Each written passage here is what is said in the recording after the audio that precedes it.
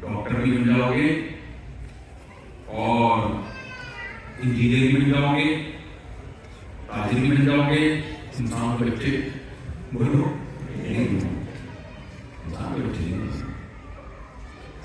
آپ سمجھ لو کیا واقعہ ہے، جوہر لگا ہے آپ سب مجھ سے اچھے انسان کے بچے ہوئے انشاءاللہ، لیکن اس مذہب سے چھوٹے رہو، دین سے چھوٹے رہو۔ یہاں ایک بڑی مصیبت کھڑی ہو جاتی ہے، کون سے طریقے سے؟ یہ بات مفتی صاحب ہم مذہب کو فالو تو کرنا چاہتے ہیں، لیکن کون سا فرقہ؟ یہ بڑا مسئلہ ہے، کیا خیال ہے؟ کون سا فرقہ؟ اس مولانا کے پاس جاؤ وہ کہتا ہے یہ ٹھیک ہے، وہ مولانا کے پاس جاؤ وہ کہتا ہے یہ ٹھیک ہے، تیسرے مولانا کے پاس جاؤ وہ کہتا ہے یہ ٹھیک ہے، سب نے اپنی اپنی دکانیں کھولی ہوئی ہیں۔ مجھے ایک بات بتاؤ، شراب حرام ہے، کوئی ایک مولانا مارکیٹ میں ایسا ہے جو کہتے ہیں حلال ہے؟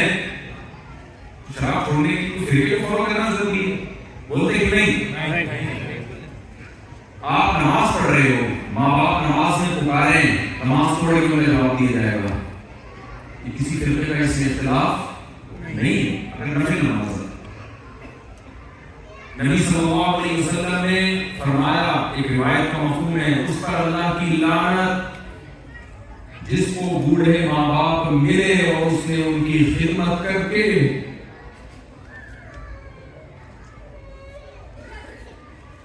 خود پر جنت کو لازم نہیں کیا، یعنی اس کے پاس جنت کمانے کا اتنا بہترین پیکیج تھا۔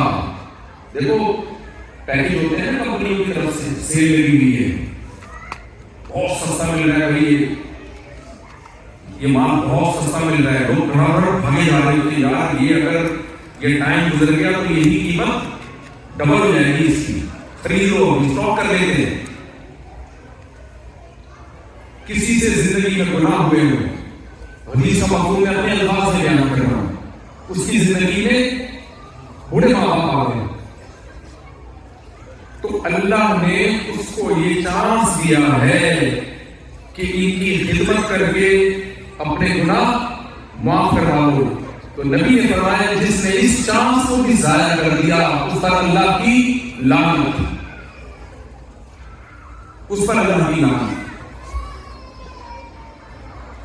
تو میں اسلام کو دو لفظوں میں ایکسپلین کرتا ہوں۔